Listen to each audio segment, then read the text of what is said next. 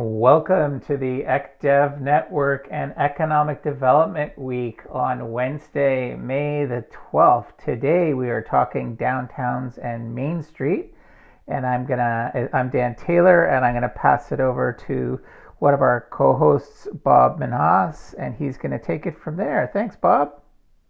Thanks, Dan. I'm excited today. I'm excited every day, but I'm really excited today because this is my favorite topic. Welcome, everybody, to the ECDev Network Clubhouse Room.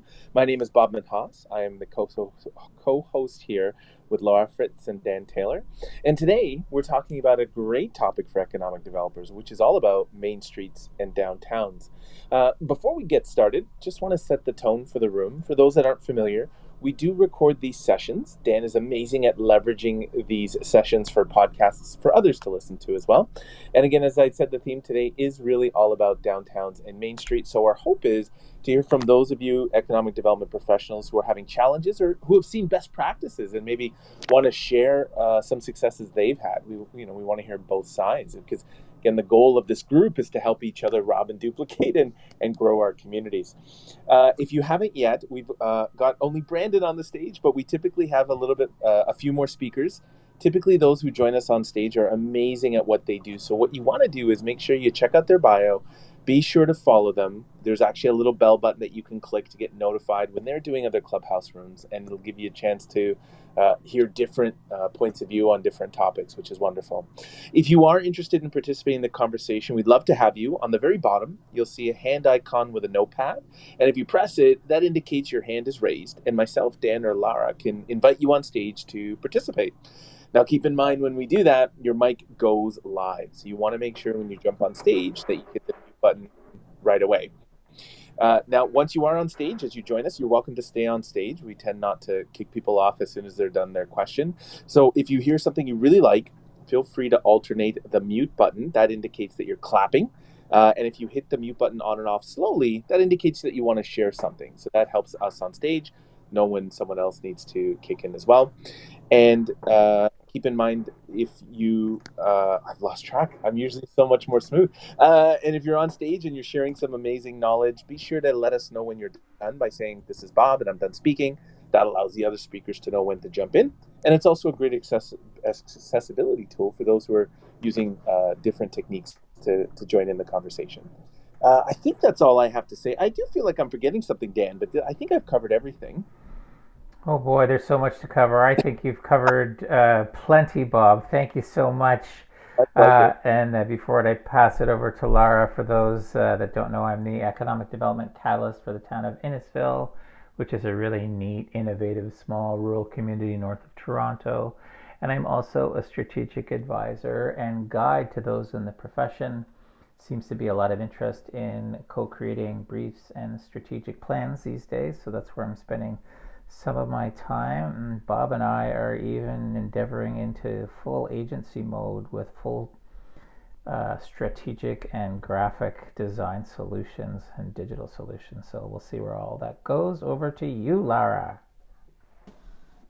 Thank you. I'm Laura Fritz, and I am an economic developer for over 25 years, having worked in Main Streets through large city departments. I most recently am a consultant for a company called Aspira USA, and we help communities train their women and minority entrepreneurs for growth. And I am so excited to join my friends Dan and Bob in co-modding these wonderful conversations. And today we're going to talk about main streets and downtowns. So Bob, back over to you. Thank you, Laura. Yeah, and as I said, I'm a huge fan of this topic. This is the core of what I do, which is what I love. So I'm just going to get right into the first question. And keep in mind, those of you in the audience, if you do want to jump on stage, feel free to raise your hand. We'd love to hear from you. But the first question I want to get out there is we've had a couple of clubhouse chats around COVID recovery and Main Street. So I want to try a little bit of a different angle today. I want to take more sort of a rudimentary angle because I don't think what we're realizing is there are some people who are looking at becoming Main Street businesses now. Even with everything going on, it's an amazing opportunity for them. So my first question, I'm going to throw this out to Lara, if that's okay. The first question really is about, Lara, when it comes to Main Street business owners, what's the, I don't want to say the smartest, but what's the best way for them to engage with economic development officers? Let's say I live in one community. I'm looking at taking a Main Street business in another community. I don't know much about it. That first step, like, what's the best way to engage with an economic development team when I'm thinking about opening a Main Street business? Yeah, there's really multiple ways to connect with an economic development office. One is just to reach out and call them. Um, every economic development organization has a website. So if you type in your community and economic development, likely it will pop up.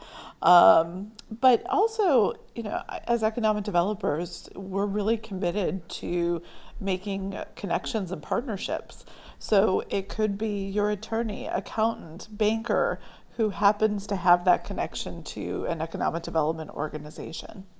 And I'm Laura Fritz, and I'm done speaking.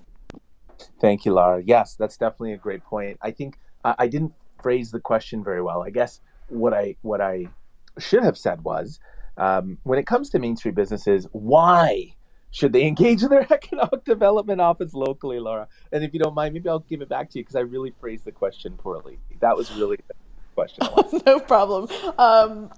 That is a great question. And so, as economic developers, we know how valuable we can be for a business that is looking to start up in our community. But for those that are listening that may be businesses or participating with us today, there's several key things that economic development professionals can do to assist you. The first is time is money. And so having somebody that can help navigate you through a city process, from how to get your business license, how to get your permits, all of that is really an expertise that we have. Our goal is to help navigate and make your timeline much smaller for getting operational. The second is we have a lot of talent in our communities that can help with your business planning. So even if you aren't ready to file for permits and you're really at the idea stage, we can help you with connecting you to our staff or sometimes outside organizations that can help facilitate your idea and help you get it down on paper and to a place where you can be ready to really start talking about your idea. The next thing that we can do is, in many cases, economic development organizations do have access to capital, whether it's small loan programs that we run or connections to local financial entities. We really do keep a very large toolbox of tools to help your small business with your capital needs. And those are just a few ways that economic developers can help a small business. I'm Laura Fritz, and I'm done speaking. Laura, thank you. Those are some amazing, amazing insights. And I think it not only helps, as you had said, if there are some business owners listening, but I know when I started in economic development, I maybe wasn't as sure, as clear on how to position economic development as a valuable partner for Main Street businesses. So that helps. Brandon, I want to throw this over to you now, this same question. And granted, we are talking about Main Street businesses, but I've seen many a Main Street with a tourism-based business and a culture-based business. When you have these business owners, Brandon, what's the value of connecting with a team member like you in economic development? Thanks, Bob. It's a great question, and I'm happy to kind of build on what Laura said from the economic development side. Access to funding, resources, support services. Connecting with your tourism organization or your downtown business improvement association, chamber of commerce, these are organizations that will help you level up your business when you come into a new market. If you're opening up a lot of times on Main Street, you get a lot of restaurants or coffee shops, ice cream places, food services. So we can definitely, it just adds to that vibe of the downtown.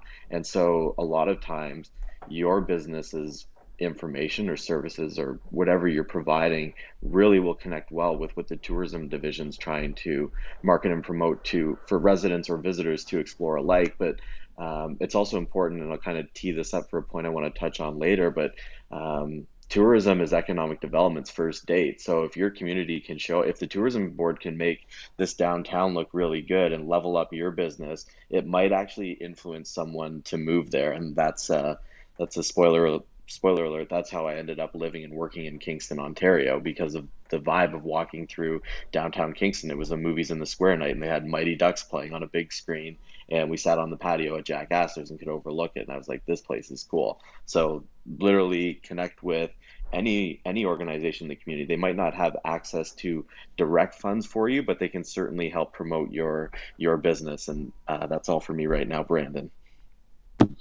Thank you, Brandon. Those are some really great thoughts as well. I appreciate that. Dan, I want to bring this over to you as well, this question. Again, as economic development officers, how are we positioning our value to these Main Street businesses? Because if I understand, Dan, my memory serves, Innisfil has, to a degree, multiple downtowns. There isn't just sort of one core one. So how do you do that? How can we as developers position that? Sure. So Innisfil does in fact have multiple downtowns and hamlets. So I think the main thing, a little building on a little bit what both Brandon and Lara suggested is, I mean, a lot of our role is awareness about what resources are available, relationships, and really having an open door and alignment, meaning helping BIAs or downtown businesses understand what it is that you do. I can give you a few examples. So we actually got involved with the town of Cooksville, and to oversimplify it, a loose group of downtown businesses approached us and asked us for help. And we worked with them. I talk a little bit about co-creation, and we brainstormed and we strategized over a handful of meetings to learn more about their goals, their challenges, even the structure that they wanted, possible funding, and basically help them build a plan. In that case, because they were going to be the implementers of the plan, we were really the guide and kind of gave them the tools and the framework from which to carry the torch forward. So, that would be one example. A little more of a super hands-on example is when COVID first hit, we had a young startup that was the Uber Eats, if you will, of Innisfil, meaning just a one-person show. And they were doing about 300 meals a week. And surprisingly, their business didn't really go up at the beginning of COVID, and they were even struggling a little bit. So we worked with that one business that served, 30 or so odd restaurants, and came up with a program where we subsidized delivery to make delivery free, and we promoted them primarily on our social media channels.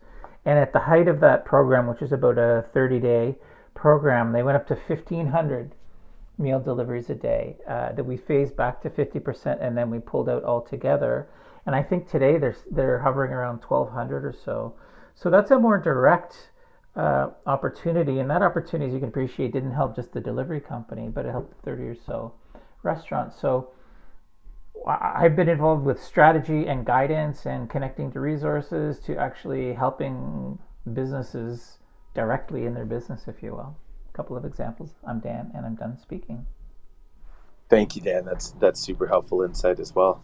I just wanted to again throw it out to the audience if there's any questions around downtowns before I go into my next one. Main streets, downtowns, going once, going twice. Okay, this is an amazing and timely discussion for sure. I think the next question I really want to throw out there, and I'm going to start this one with Lara again, is when it comes to these main. What advice do you have in terms of cultivating community? And again, I want to get really good at asking this question, Lara, so I don't lead you the wrong path. Typically, when I've entered a downtown or a main street, they're somewhat disenfranchised. In fact, I can think of an example in Simcoe County where downtown business owners who were across from each other didn't even know each other. So when it comes to really building that community or that network or that connection between downtown business owners, what can we as economic development officers do to facilitate that? Oh, that's such a great question. So, when I was in Salt Lake City, I noticed that we had a lot of designated commercial districts, but that the business owners, as you so beautifully said, Bob, were not connecting with one another. And for me, that was just really challenging because it was difficult to know that the work we were doing within City Hall was really the work that was meaningful to the business community itself.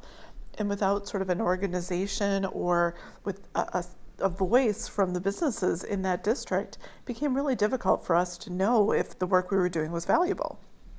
So I engaged with, it's a US program called the National Mainstreet Center. And it's an organization of over, I think it's over 800 communities now participate with the Mainstreet program.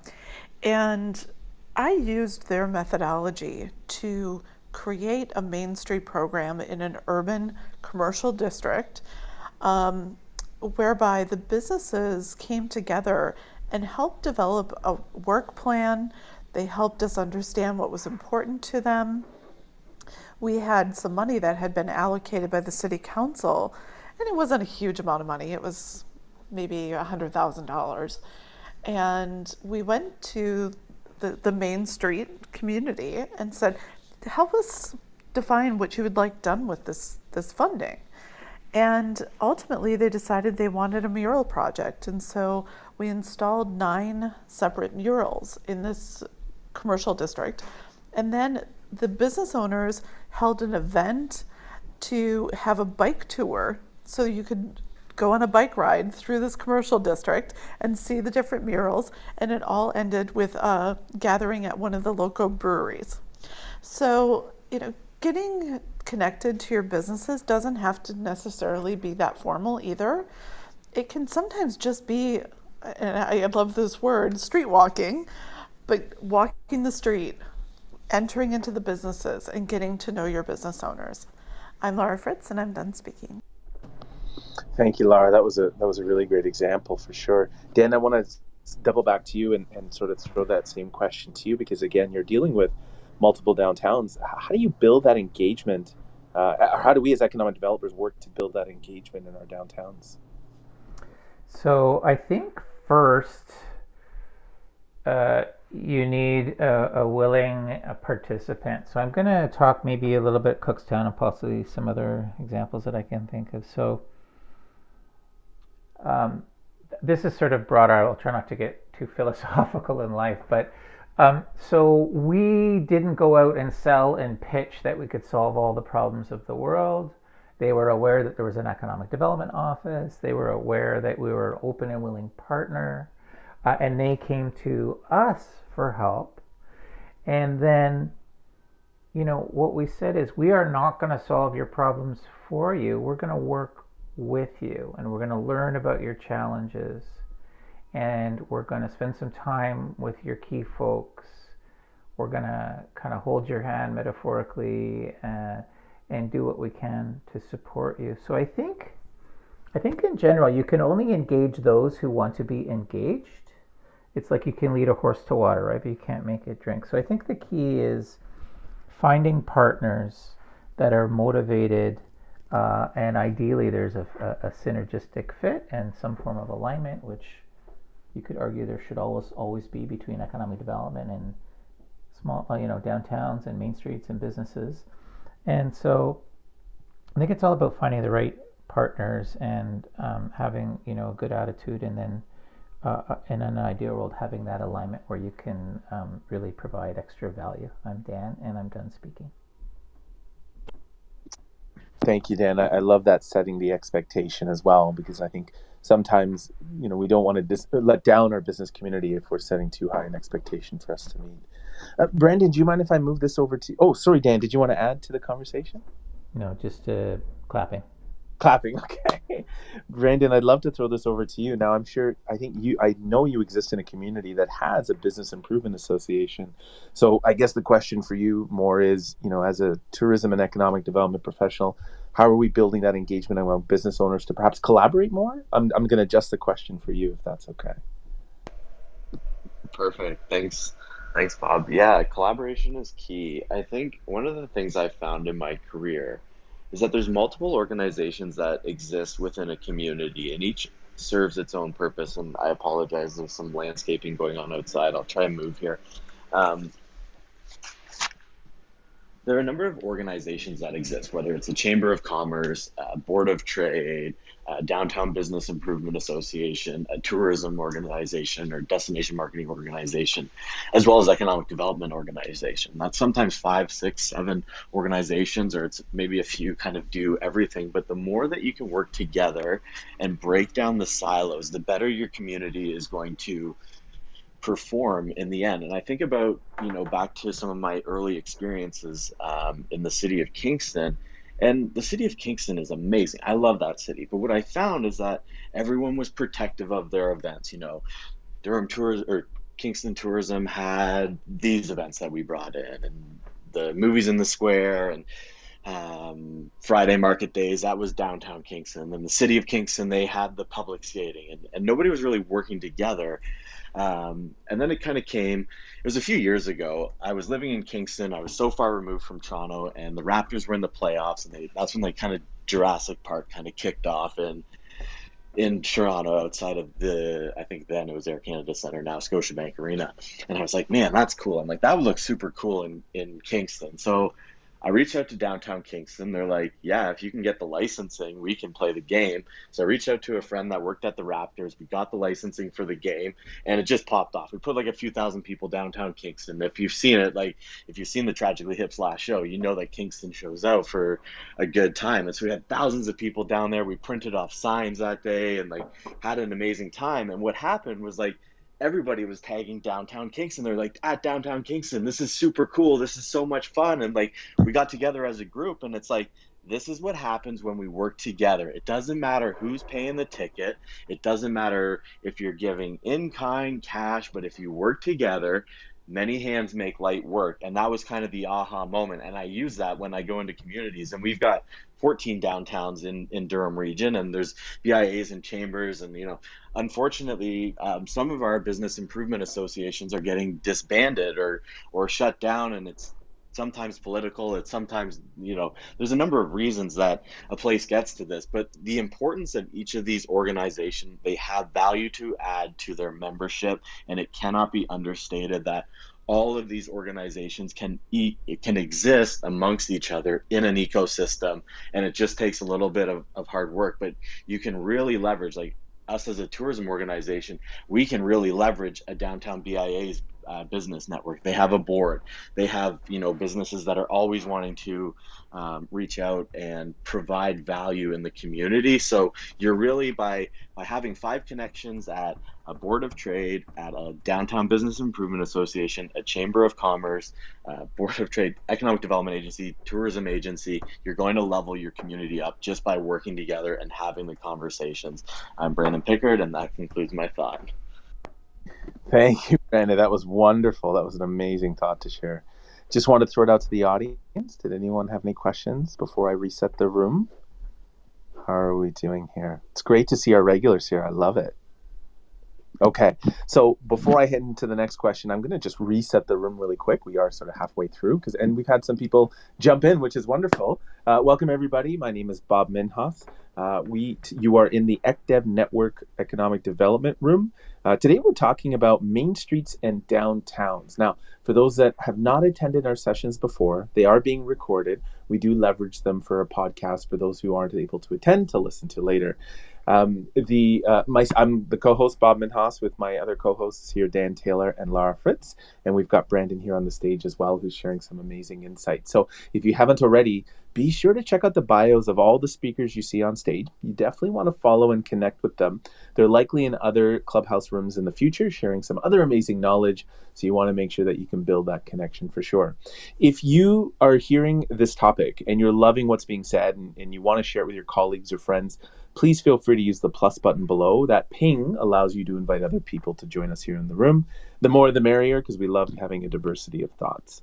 If you do have a question, or if you do want to add to the thought as well, you can actually press the hand over notepad icon. The hand over notepad icon indicates that you are asking a question, and then myself, Dan, or Lara can bring you on stage. Lisa has just joined us on stage, which is wonderful. And if you are on stage, as soon as you jump on, be sure to hit the mute button, because your mic does go live as soon as we bring you up. And on stage, remember that if you want to indicate celebratory clapping, If you press your mic button on and off really quick, that indicates clapping. Pressing it really slow indicates that you have something to share and allows me to cue you up to ask the next question. I think we've covered everything there. So what I want to do is, Lisa, you've just joined us on stage. Before I go into my next question, I wanted to ask if you had a question or you want to contribute to the conversation. Hi, thank you. Are you able to hear me okay? Yes, perfectly. Okay, excellent. I just had two quick things. One was a kudos and plug for the ECDev network. Um, One of the early sessions that I joined had Laura, of course, and great insights. And you also had Kay Matthews from the OBIAA, so the Ontario BIA Association, and some of her key insights. I had since connected with her and have now revived a very young BIA in downtown Aurora and excited. And I was just coming off of their general meeting of members when I got pinged by Dan to join this one today. So what was exciting is they had a huge turnout today, which is the first in their history. So I know the engagement desire is there by businesses of Mainstreets, and it's just giving them the avenues and the connections to do that. So just just a kudos for the topic and this group. Thanks. Thank you, Lisa, for sharing that. That's wonderful to hear. We are huge fans of Kay here as well, for sure. So with that, let me throw it into that next question here, and I think it's really all around data, which I know can sometimes be a boring conversation, but we all know is quite important when it comes to council inquiries. So when it comes to Main Streets, downtown, and businesses and all that, I'd love to know, and maybe Dan, I'll throw this out to you because you've had such a variety of experiences in different communities. Uh, as economic development officers, what are some key data indicators we should be looking out for that maybe we're not looking out for? I mean, there's the standard ones such as business growth, job creation, but I'd love to know if there have been variables that you or Lara or Brandon have collected that have really helped in building your main streets and downtown. So Dan, can I put that one to you first? Yeah, and I don't know that I've got deep experience in this, but I'll share some thoughts for sure. So, in an ever changing world, I think in downtowns, we want to look at a few things. Certainly, we want to look at the trends in population in the community. I mean, unless the downtown is a destination, like a significant destination, it's going to rely on its community. So is the community stagnant? Is it declining, or is it growing? Certainly, you'd want to understand the level of affluence. I think you'd want to understand the product mix. So, what are the retail and services that are available, and is it the right mix? Um, how do we know what the right mix is? Maybe we need to survey or understand what trends are, understand the community a little bit better. I think there's other things like vacancy rates and I know in Innisfil, our main downtown Alcona, there's a problem there. We've had landowners banking land for decades and holding off, and it's driven the price of land up where it's almost equal to the city of Toronto. Our rents are sometimes as much or double certain parts of Toronto. So we have a supply and demand problem. So cost per square foot, competitiveness.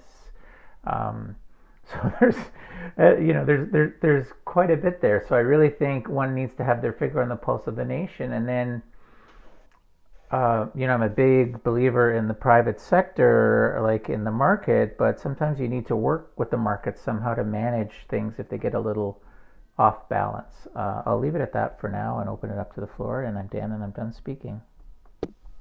Thank you, Dan. That was amazing. Lara, can I throw that question next to you then? What are some KPIs that maybe we're not looking for that we should start looking for more often?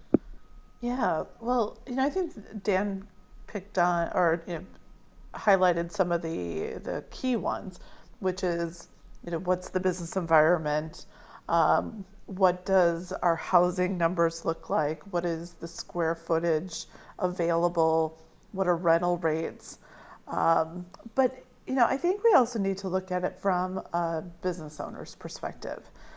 And if I'm a business owner in the community, well, all that's really good information. What I want to know is, what is my community doing to help promote my downtown?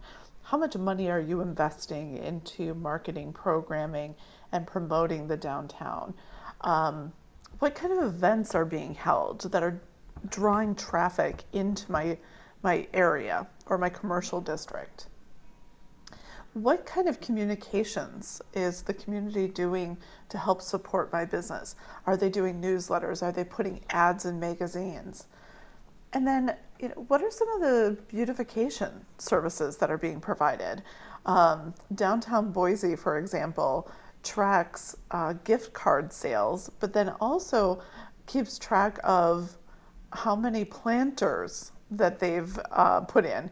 And so in Boise, for example, they have like 500 planters that they helped keep alive over the course of the summer, which is pretty fascinating. But then they also share how many holiday lights they put up. And so, businesses, I think, find that really interesting.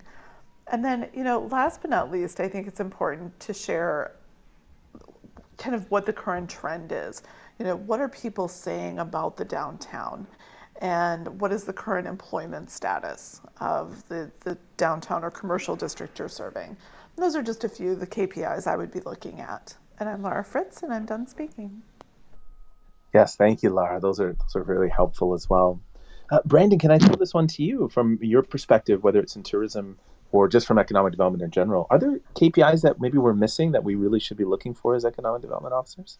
Yeah, I definitely think so. And maybe they're not missing, but maybe they just haven't been calculated. And I want to touch on 2 points. One that Dan made surrounding the challenge of vacancy in downtowns with landlords just essentially having a grip on so much real estate. London, Ontario has a huge problem with this. Um, and it's a company called Farhi Holdings, which is it's perfect for them. They buy land and they hold it, and it's really hard for a community like London that is trying desperately to densify the urban population, but there are so many vacancies, and London is very much a city that runs on tourism. There's nothing that would drive you to London to say, "Oh, I've got to go see the Thames River." It's brown and dirty, and it's very shallow. So London manufactures tourism through business events, through sporting events, and live concerts, performances, etc. And that usually creates the buzz downtown. And so what we're seeing in London through COVID is, the resurgence of crime, obviously lower income individuals, individuals who are underhoused or who are homeless that come to London because the services are available downtown, but there's an influx, and where you had so much growth in having people downtown, and it's not pushing that problem out of society. It's not about, hey, there's so many people down here, we're going to move them to the east end of the city. It's about getting people to help. But with COVID, it's really changed it. So I like that point of property owners that are just sitting on properties waiting to cash out. And then one of the things that Lara mentioned from Boise, which I think is amazing, and it'll connect right into my point, is measuring the total number of planters and the holiday lights. That is perfect. That leads into something for people to look at. That's beauty. It will extend their stay. If you have an entire downtown that's covered in beautiful flowers, well, sure, I could walk the trail and get into nature, but I kind of want to walk downtown. And there's a thought leader out of the US. His name is Roger Brooks, and I'm sure many of you on the call have listened to Roger speak or have seen some seminars. He has a number of books, but his kind of key focus is, and this is a KPI that everyone should be measuring, it's number of days of activation in your downtown. And I think this is important if you're a BIA, if you're a city, that you can tell your businesses, hey, we activated 250 days out of 365 last year. And it could be events, or it could be something just like the planters. If you have the planters that are potted from May to October, that's a day of activation. What else are you tacking on? If you have a collection of restaurants that are nearby, the town of Port Perry in Ontario launched a few years ago a patio pilot program where they placed uh, patios essentially in curbside parking lots, and there's a few extra tables outside. Well, now you've got this vibe in the downtown core where I think 7 or 8 restaurants have taken advantage of it. Now the town can pay a musician to just post up on a busker spot in downtown Port Perry, you have 8 restaurants of people dining outside. Everybody's listening to that music where they might have gone for a drink after work or a snack with a friend, and all of a sudden the music is so good it locks them in. They stay for dinner. They stay longer, and so you make your downtown sticky and give people a reason to come in. An ice skating rink, a light show, a parade, festival, farmers market, all of these things activate a downtown and make it very attractive for people to want to go there, spend money, support local business, and that just spills right back into the community through, community partnerships and sponsorships of sporting organizations and community groups, and that is the engine that really drives economic development and tourism success. That's Brandon Pickard, and that's my thought. Thank you, Brandon. I love how enthused you get when I love hearing you speak because you get so excited about this topic, just like I do. Lisa, you're here with us on stage. I wanted to offer you the question if you're interested, but I know we haven't. We're kind of throwing you on the stage really quick. Did you want to add any thoughts to this thought question as well? All right, Lisa might be. Sorry, I was trying to unmute quickly. I no, appreciate that. I think for KPIs, it's almost community dependent of what council's looking for, and senior staff. But what's interesting is I heard the planters count, which is really unique, and the activations and how many days of activation. Those are two cool takeaways that I'm grabbing. So thanks, Brandon. Appreciate it. That's all. Awesome. Thank you, Lisa. That's great. Before I jump into my next question, did anyone from the audience have any questions or want to participate in this one? If not, that's okay. Okay. Well, actually, Bob, I would like to add one thing onto this, as we're talking about, and I love what Branda was saying about stickiness, and how to keep our downtown sticky. I think now more than ever, after people have been working from home for the past year, and now we're going to be encouraged to come back into the offices, organizations that focus on downtowns and commercial districts are going to have to become really creative at why they need to bring people back into the downtown. And so, if I were working for a local economic development or a downtown organization right now, I would be thinking about lunchtime events, things that help people feel really re-engaged with my community. And I'm Laura Fritz, and I'm done speaking. Oh, that's brilliant, Dan. We have to itemize that as we're sharing this after the fact. That's some brilliant thoughts to add to Brandon's. Thank you. Awesome. So let me throw it into this next question here. So, this one might be a bit of a sensitive topic, and we sort of talked about it when we first started these chats. But as economic development officers, I feel this way. I feel as though we are often advocates for our Mainstreet businesses. And of course, a municipality has a multitude of different departments, whether building or planning and bylaw, et cetera. I'd love to know from you, and Dan, I'd love to start with you first. Do you have any advice or any best practices on how do you navigate and advocate for your business owners among other city stakeholders or other city partners? How do you manage those conversations and challenges?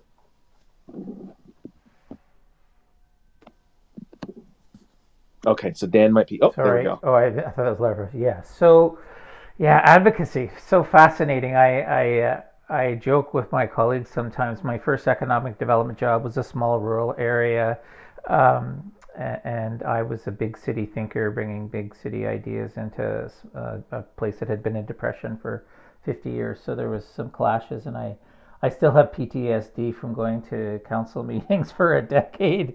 So when I think of advocacy, I spent so much time advocating for the tourism industry in Prince Edward County. It was like banging my head against the wall. But I think the best way to advocate is that, first of all, again, you need a group that is engaged and wants to be engaged. Second of all, I think the best way to build advocacy is for the collective group to build a case. So it's needed. Downtown's falling apart. Downtown is flourishing and creating more jobs and more vibrancy, whatever that case might be. And then in my Cookstown example, I think what worked best was we kind of work behind the scenes as economic development, and this is something I've learned along the way. I used to be more in the front of the scenes, and I learned that maybe that's not the best way to do things all the time. So we work behind the scenes, and you let the advocate beneficiary, so the group, if it's a downtown group, you let them be the voice. You let them be the case. Maybe they're in front of council, maybe they're doing public relations, and you do everything you can do to support them and feed them with whatever knowledge and skills and support you can. And the voice of business to, if it's government, if we're needing to advocate for government, I believe is always stronger than the voice of government to government. So I'm Dan, I'm done speaking and happy to continue as the conversation goes. Amazing. Laura, I know you want to contribute here. I just wanted to add, I love the idea of helping them become civically engaged, Dan. That's great. Laura, did you want to add to the conversation? No, that it was such a great point, Dan, about engaging the business community in civic engagement. I loved it. But I would say that it's really important that anytime you contemplate helping, it needs to really come from the business community itself, whether it's supporting a commercial district revitalization or doing a downtown program. And I think back to when I started my career, and it was in Green Bay, Wisconsin, and there was a commercial district that had been a little challenged over the years. And the business community said, it's time for this area to be revitalized. And they went to the mayor and said, we've done a bunch of investigating. We think the Mainstreet program is the way for us to be able to thrive. And with the government's support, they were able to create the on-Broadway Mainstreet program. But it started with the business community, and I can't stress that enough. In order for programs to endure, and on Broadway is still going today, it was founded in the early 1990s. But in order for those programs to endure, it has to be led by the business community. I'm Laura Fritz, and I'm done speaking. I totally wholeheartedly agree, Laura, because, there are times when we talked on an earlier chat about succession. So when we as an economic development officer move to another community, who's going to be in charge of what we've created? So I love that idea for sure. Brandon, can I throw this to you as well to get your thoughts? Yeah, definitely. And maybe I'm spoiled in my current position. So I work for the regional municipality of Durham. And I work within the Planning and Economic Development Department, and tourism is a division of economic development. So we've got the whole squad in one department working together, which is incredible. It's absolutely incredible. And I think we're fortunate if you don't know a planner in your city, hashtag get to know your planners because everything is interconnected. And your ability to work with planning, you can help inform from an economic development lens, from a tourism lens, from a quality of place lens. And it kind of goes back to working together. I think, we've seen over the last few years in economic development, a number of communities move tourism outside of economic development, move economic development outside of the city, and just it it's good and bad. There's an argument for both sides, but I think you get better work done when you're working together and if you're working together closely. And if you aren't working in the same organization, you can still accomplish that. One of the things that I lead in my current role on the tourism side is our municipal tourism advisory committee, and it's Durham region is made up of 8 lower tier municipalities, and a number have a local destination marketing organization, or they have city or town staff that work on tourism or economic development in some fashion. So we bring everybody to the table quarterly to talk about what programs are happening, what we're doing from a leadership standpoint at the region of Durham, how we can work with each of the communities to help them level up. Prior to COVID, we also had the Durham Economic Development Partnership, which is a similar group that connected, but everyone who was focusing on economic development in the region. And so we were able to very quickly pivot last year in response to COVID-19 and create a new Durham Economic Task Force, which was largely made up of the DEDP, Durham Economic Development Partnership, and a number of other organizations that we layered in. And then to kind of double down on that further, when we got into working on our Downtowns of Durham project, which you can check out at downtownsofdurham.ca, we brought together all of the business improvement associations as well as any staff. And so we committee up and we have actionable meetings. There's takeaways. It's not just one of those like, hey, we're the downtowns of Durham.ca group. Like, let's talk and chit chat for an hour. What's happening in downtown? No, like what are we doing? What are we measuring? How are our blogs performing? How are our videos performing? Because we know that right now, the Downtowns of Durham tool is a discovery tool for the regional municipality of Durham and all of its local downtowns and municipalities. There's 14 of them.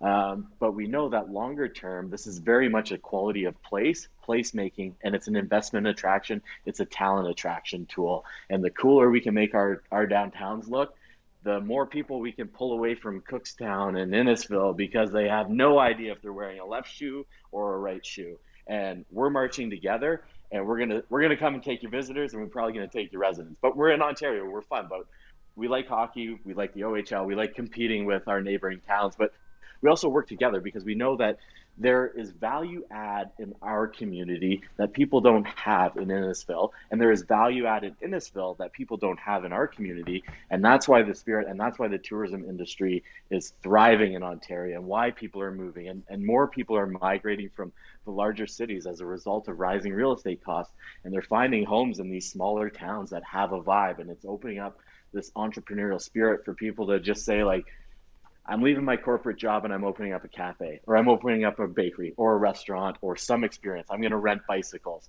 and all of these services just start coming. So that concludes my thought, Brandon Pickard. Thank you. Thank you, Brandon. That was wonderful. I appreciate that share for sure. Lisa, did you want to contribute to the conversation before we moved on to the next question? Did you have some thoughts that you wanted to add? I don't think I could top Brandon's. I know. I'm with you. Bob, I would making a couple of comments. First of all, Brandon clearly has gone to his coffee shop this morning and had a couple of double espressos. So love the enthusiasm and the energy. I bring the energy every day. It's actually just McCafe, not even Americano today. Usually I'm an Americano, but just a black, nice McCafe roast. I'll go back on mute. There you go. And Bob, I'm not sure what the throwdown etiquette is, or having Brandon removed from our call. I feel threatened now because he's going to take all our tourism away, and kudos for him if he earns it. I think it's great. Anyway, I just wanted to make a couple of comments about coffee, and yeah, we have to kick Brandon off. I'm finding him like a threat. He's going to be like too superior to beat us at our own game. No worries. Yeah, totally get that. Awesome. Okay, let me. It's 12:52, so we've got time for one more question. And we've talked about this topic a few times, but I really want to hone on it as it relates to downtowns and main streets. So I'm going to start with my own interpretation or perhaps belief of most business owners in a downtown environment is often we see more traditional business types, which is great. That's what the community is accustomed to.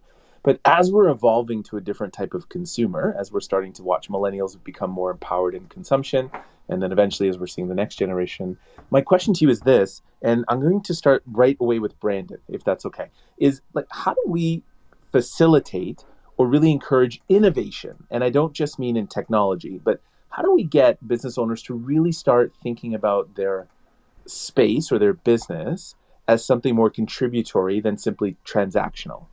Is that a fair question? Hopefully I phrased that okay for you, Brandon, to start with. How do we get people thinking outside of their box? I think Brandon's gone to get a coffee. Okay. So, Sorry, I just cut out on that one. Sorry, I could kind of briefly hear it. If you don't mind repeating, I can jump in. Not at all. Yeah. So the question, Brandon, is how do we facilitate creative innovation for downtown business owners who are typically traditional, typically the pizza store, the insurance person? How do we start getting to think a little bit more creatively about their business and its position in the downtown? I honestly think it starts with showing them your capabilities as an organization to deliver and not just, I think a lot of communities take the approach of, we're going to reach out to them and see if they want to work with us on this. And they might, entrepreneurs, small business owners, medium-sized business owners, they're busy, and there's a lot on the go, and especially now more than ever with changing regulations as a result of COVID. So what if you just did something? What if you just did something in the community, brought the busker down, or did something creative, and then the next time you sent them the email, you can be like, here's the stats from last time, or did you notice on March or on May 28th that there was an influx in people? It's like, yeah, actually, we were up 8% on sales over last year. And it was like, well, we ran this campaign to get residents to come downtown and share a selfie, and everybody who was entered could win a $500 gift card. And they're like, hey, that's pretty cool. How can we get involved? Can we give you a gift certificate? And I'm a big proponent. Anytime we do a contest in Durham region, we pay for that gift card because there's a real cost to that business. And it's not the business we're trying to market on behalf of the business. We're trying to market that vibe and getting people to come in. So we always pay for the gift certificate because it shouldn't be the cost to the entrepreneur to get that net 8% year over year revenue growth. We're investing in the marketing. We should also be investing in the business. And that gets people coming back to the table. And it also knows we can also control that we're providing a high value prize, not just, hey, yeah, donate a gift basket, but then we don't really know what's in the gift basket. So what if we could give some kind of put our kind of creative license behind it as marketers and come up with this very cool prize, or like a destination package that features, 2 or 3 restaurants, a bike rental, a VR, a virtual reality experience in Ajax, as an example, which I know is a project Lisa was very, very close to when we worked together in Ajax. And Lisa was very much a contributor that participated in the DEDP, the Economic Task Force, as well as the Municipal Tourism Leadership Group. So she absolutely gets it from a partnership standpoint and how we can work together to level up. That's my thought, Brandon Piggard. Thank you, Brandon. Really, really great insights there. Dan, can I throw this one to you? This question here. How can we get people thinking creatively as downtown business owners? Yeah. So I think it's back to this idea of engagement, and I'm going to call it. So I was part of municipal cultural planning in Prince Edward County that was very much ground up, rooted in the people, ideas of the people and for the people, which included businesses, lots of cultural businesses. And I find that where there's a like-minded, engaged group, creativity is not an issue, action taking is not an issue. So I think if you can coalesce a group together that have shared interests and values, then it's just a matter of, I don't know if it's brainstorming, I don't know if it's bringing a bit of research to the table and seeing what other people are doing, or just putting the task at hand saying, geez, downtowns are changing. The world is changing. There's digital. There was COVID, hopefully, in the past. There's still reticence to gathering people. Brandon in Durham region is killing it, and he's a threat to our businesses. How do we overcome that? And kind of really coalesce together. And I think the people can come up with those solutions if they're engaged and motivated and driven. I'm Dan, and I'm done speaking. Thank you, Dan. I'm excited because I think we're going to have this amazing Marvel Avengers setup between Dan and Brandon, and moving forward, it's going to be great. Lara, as the peacekeeper, I'd like to include you in the conversation as well. When we talk about creativity, innovation, whatever it might be for downtown business owners, what do you suggest as economic development officers we can do to facilitate that? Yeah, I think there's 2 things we really need to focus on in the upcoming year. The first is, how do we retain and bring back people to downtown to live? Over the past year, we've saw urban areas specifically really having people moving out to the suburban areas. In fact, Bloomberg did a really interesting article about Canada and how the 3 largest metro areas of Toronto, Montreal, and Vancouver had built more apartments per capita than any other North American city in the past decade, but yet now are seeing these apartments and condos beginning to empty, and rents are starting to decline. So I think it's going to be really important to think about, how do we get people to come back and live downtown? I think part of that will be tied to employment. But I think it's also people want to live in cool places.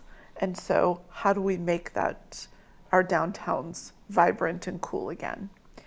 And the second is how do we get the worker back downtown? You know, I think employers have found that flexibility has been really valuable, that in some cases people have been more productive. And so I think employers are looking, and I know my husband's employer, for example, is going to have a more flexible work schedule. Yes, employees will have to be in the office for a certain number of days a week, but not full time. And so, how as economic development professionals can we create an environment that people want to come back into work? And so I think investments in transit and events during lunch hours and communicating with the employees about things that are happening are all ways to make them feel like they're part of the community. And I'm Lara Fritz, and I'm done speaking. Thank you, Lara. That's super, super insightful as well. So we're at 1 o'clock. So I wanted to go around and maybe get some final thoughts to summarize the room. Brandon, I'd love to start with you. When it comes to main streets and downtowns, what's one thing out of everything you've heard today or you're thinking about that, as ECDev officers, we could really take away that we really should be mindful of? Yeah, thank you. I think, today's conversation was really great. And I think that the best takeaway is really focus on that engagement and figure out what the best way to engage with your businesses is. Traditionally, it's email or phone call. I've been doing a significant amount of business development on social media. If you're working with engaged businesses and they're tagging you on Facebook or LinkedIn or Instagram, TikTok, Clubhouse, whatever it might be, find the avenue that works for them. They're also, if they have low staff, they might only have, time to be on one or two platforms. So go and find your businesses where it's convenient for them. And I want to close with a truce because I'm here to work together. So I will offer up a truce, Dan. I will come and buy you coffee at the Cove Cafe in Innisfil. If you come to Whitby sometime, we'll go to Brock Street Espresso, and if it's in the morning, I drink an Americano black. But if I've had too much caffeine, like a day like today, they have the best London fog in Durham region, and I'll put it up against any cafe in Durham region that wants to invite me out to try their London fog if they think they can hang. So thank you, Lara. Thank you, Dan, Bob, and Lisa. Today's conversation was amazing. Thanks for having me up on stage, Brandon Pickard. Oh man, where's the fun in that? We were hoping for a little bit of drama. Oh well, that's fine. We'll keep the drama, but I just wanted to let you know I'm not coming for the podcast just yet. I'm happy to learn from the expertise that I'm surrounding myself with and getting these insights from other small communities in Canada, North America, medium-sized, large cities. There's something to be learned here, whether you're in a big city or a small town. Like a lot of big cities just want that small town vibe, and the small towns just want that big city budget. Try and find that median point and just watch your downtown explode. Well, you always provide some great insights too, Brandon. So thank you for that, Lara. Some final thoughts. Like, one or two things that we need to take away as officers today? Yeah, I think we've talked about so many great things today. But again, focusing on our downtown economy is critical. It is the heartbeat of our community. And so, commercial districts, downtown revitalization are absolutely critical. And we can do that through placemaking, housing, making sure that our downtowns are entertainment centers and places of cultural activity. And then last but not least, we want to make sure that we're managing those revitalization efforts with the business community, not at the business community. I'm Lara Fritz, and I'm done speaking. Thank you, Lara. Really, really great point. Dan, I'd love to sum up with you. So what's one or two key takeaways from today for you or that we should be aware of?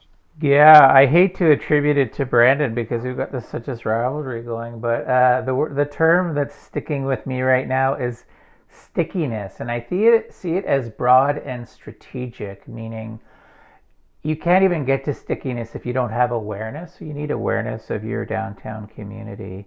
You can't have stickiness if you don't have activities and you're not activating your community.